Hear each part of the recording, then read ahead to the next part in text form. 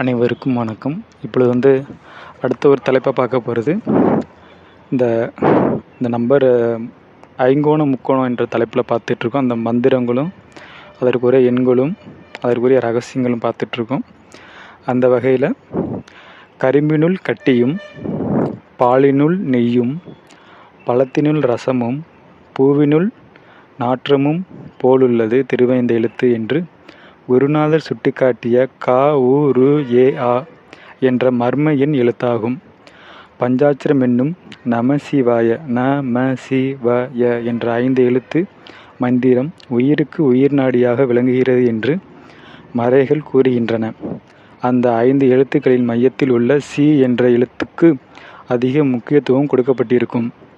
பஞ்சாட்சர எழுத்துக்களைப் போலவே க உ ரு ஏ ஆ என்ற 5 எழுத்துக்களையும் கருதி பஞ்சாட்சரத்தில் உள்ள விதிகளைப் போலவே இந்த 5 எழுத்துக்களையும் மாற்றி அமைத்து பார்த்து அதன் விவரத்தை கொடுக்கப்பட்டுள்ளது. அதாவது நா என்பது க, மா என்பது உ, சி என்பது ரு, வா என்பது ஏ, யா என்பது ஆ என்று வைத்துக்கொள்ளலாம். இனி இதை கட்டத்தில் அடித்து பார்க்கலாம்.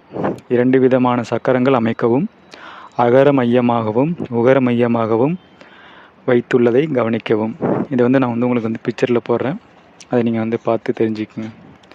முதல் பிரிவில் அகர மையாகவும் 2ஆம் பிரிவில் உகர மையமாகவும் அமைந்திருப்பதை பார்க்கவும். அகரம் உயிரே, உகரம் பரமமே என்று திருமூலர் திருமந்திரத்தில் கூறுகிறார். மேலும் பஞ்சாட்சரத்தில் உள்ள நடுவண மாறல் தத்துவப்படி சி அகரத்துக்கு அதிக முக்கியத்துவம் அளித்திருப்பதால் அதை கருதினில் கொண்டு ஆராய்ந்து க உ ரு ஏ ஆவுடன் ஒப்பிட்டு பார்த்ததில் முன்னே சொன்ன எழுத்துக்கள் ரு என்பது மைய எழுத்தாகிறது. அந்த எழுத்தை மாற்று எழுத்துக்களுடன் பொருந்தி பார்த்தால் கரு உரு எரு அரு என்ற சொற்கள் கிடைக்கிறது. கரு உரு என்ற சொற்கள் ஆராய்ச்சிக்குரியதாகிறது. அகர உகர உயிர் எழுத்துக்கள் ஆராய்ச்சிக்கு, அதாவது திருமந்திர பாடலில் ஐயென்னும் வித்தினாலினை விளைப்பதோர் செய்யுண்டு செய்யின் றேறுவார் இல்லை மையணி கண்டன் மனம் பொறிநன்னிலம் பொய்யென்றுமின்றி புகவெளி தானே என்று திருமூலர் கூறுகிறார். திருமந்திரம் என்பது 9 தந்திரங்களை கொன்ற ஒரு சித்த நூல். அந்த நூலில் 9 தந்திரமாகிய கடைசி பாகத்தில் பார்த்தால் 5ஆம் பாடலில் ஐ மகிமை விளக்கப்பட்டுள்ளது. மேற் சொன்ன பாடல் அவ்வித தந்திர கருத்துக்கோடு. இதில் ஐ என்பது மையணி, அதாவது புகவெளி என்பதை கவனிக்கவும். உயிரெழுத்தாகிய அகர வரிசையில் ஐ என்பது 9ஆம் எழுத்தாக உள்ளது என்பதை காணலாம். 1 ஆ, 2 ஆ, 3 இ, 4 இ, 5 உ, 6 உ, 7 ஏ, 8 ஏ, 9 ஐ.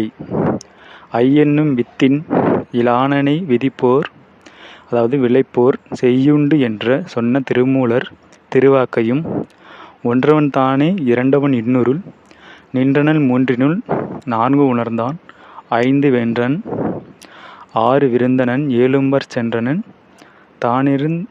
தானுருந்தெட்டே என்று திருமூலர் திருமந்திர பாயிர பகுதியில் கடவுள் வாழ்த்தாக அமைந்திருக்கும் முதல் திருவாக்கையும் ஒப்பிட்டு பார்ப்போம். ஒன்றவன் தானே ஆ, இரண்டவன் இன்னொருள் ஆ, நின்றனன் 3னுள் இ, 4 உணர்ந்தான் இ, 5 வென்றனன் உ, 6 விருந்தாள், அதாவது 6 விருந்தனள் உ, 7 சென்றனன் தானிருந்தெட்டே என்பது ஏ என்பதை குறிக்கும். அதன் மேல் ஐ என்பது ஐ என்னும் வித்தின் இலானனை விளைக்கும் செய்யின் தெளிவாக கொண்டு மர்ம எண் எழுத்துக்களுடன் அத்தியாயமாக முறைப்படி போட்டு பார்க்கவும். நான் அதை உங்களுக்கு பிக்சரில் போடுறேன். அடி நடு முடி அடி எழுத்து எண் மாறல் தோற்றம். ஆ என்பது கா முதலாக உயிரெழுத்து. ஆ 8ஆம் எண்ணாகும். உ என்பது ரு 5வது எழுத்து உயிரெழுத்து. உ 2ஆம் எண்ணாகும். ஏ என்பது ஏ 7வது எழுத்து. ஏ 7வது எண்ணாகும் என்பதால் இவை எவ்வாறு ஒவ்வொன்று ஐக்கியமாய் இருக்கின்றது என்பது புலனாகும். கா என்பது ஆ என்பது அடியும் முடியும் ஆகும் என ஆகாரம் காட்டுகிறது. உ என்பதும் ரு என்பதும் நடு ஆகும் என உகாரம் காட்டுகிறது. அப்படியானால் என்பது என்ன என்று சிந்தனை எழும். பிரஸ்தா மந்திரத்தில் 12 கலைகளை வரிசைப்படுத்தி இருப்பதால் விந்து என்பது 4வதாகவும் நாதம் என்பது 7வதாகவும் அமைக்கப்பட்டிருக்கும். நமச்சிவாய் என்ற திருவிந்த எழுத்து வரிசையில் வா என்பது 4வது எழுத்தாகவும் கா உ ரு ஏ ஆ என்ற மர்ம எண் எழுத்து வரிசையில் ஏ என்பது 4வதாகவும் உள்ளதை காணலாம். ஆகவே 4 எழும் விந்தும் நாதமும் ஆகிறது. அதன் சேர்க்கையை குறிப்பதே ஏ என்பது ஒரு முகத்தோற்றமாகும். நாதம் பரம சிவனிடத்தில் உண்டாவது. நாதத்தில் விந்துவும் விந்துவிலிருந்து எல்லாமே உண்டாகிறது. அணு இரண்டாயிருக்கும் என்று ஆகமங்கள் விளங்குகிறது. அணுக்களின் எடை 2ஆக உள்ளது என்று நவீன விஞ்ஞானிகள் கூறுவதை கவனிக்கிறீர்கள். எங்கள் குலம் சுக்கிலத்தால் எடுத்தவாறு எண்ணியே சுரோனியத்தால் வளர்ந்தவாறு மங்காத அஞ்செழுத்தால் வந்தவாறும் என்று கூறும் திருவள்ளுவர் ஞானவெட்டியான் நூல் வேறொரு இடத்தில் மிக தெளிவாக கூறுவதை காணலாம். என்னுடைய ஆண்டனையே நீர் கேட்டருளும்.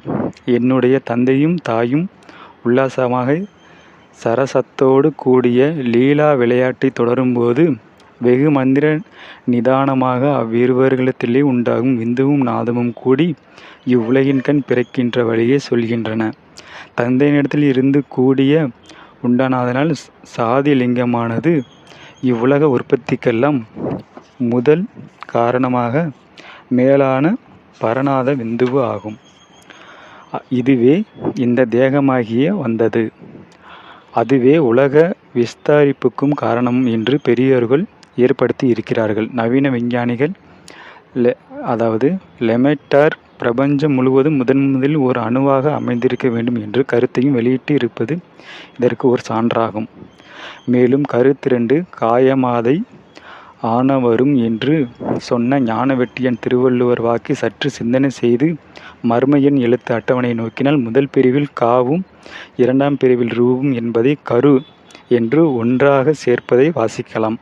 அந்த கரு என்ற சொல் உயிரெழுத்து மெய்யெழுத்து வரிசையில் பிரித்து எழுதினால் இக் + ஆ கா இரு + உ ரு என்றாகும். மெய் உயிர் சேர்க்கையால் உயிர் மெய்யாகிய கரு கிடைத்தது என்பது தெளிவாக வரும். கருவின்கண் உருவாய் விளங்குகின்ற உந்தி நாடும் உத்தமர்களுக்கு சித்தர்களுக்கும் தவம் செய்கின்ற நாடும் மறுநாடும் வானவர் நாடும் மலர் நாடும் மதமாச்சரியமான நாடும் சிறுநாடும் கருநாடும் செவந்த நதியானது பெறுகின்ற சிறந்த நாடும் அருநாடும் குருநாடும் அகண்ட நாட்டில் திருவருளை பெற உருவாகி அறிந்தேன் என்று ஞானவெட்டியான் திருவாக்கிற்கேற்ப அகர முதல எழுத்தெல்லாம் ஆதிபகவன் முதற்றே உலகு என்ற திருவள்ளுவர் வாக்கியம் அமைந்திருக்கிறது. ஆ உ என்ற மர்ம எழுத்துக்கு அகரம் உகரம் என்று எழுதினாலும் ஆ உ 8ம் 2ம் என்று எண்ணிலும் சொல்லலாம். இந்த ஆ உ என்பது 8ம் 2ம் என்ற எண்ணிலும் சொல்லலாம். ஆக மொத்தம் 10ன்னு வந்துடுது. நான் அதை உங்களுக்கு ஒன்று பிக்சரில் போடுறேன். அதை பார்த்து நீங்கள் தெளிவடைந்துக்கலாம். மீண்டும் அடுத்த ஒரு தலைப்பில் சந்திப்போம். நன்றி, வணக்கம்.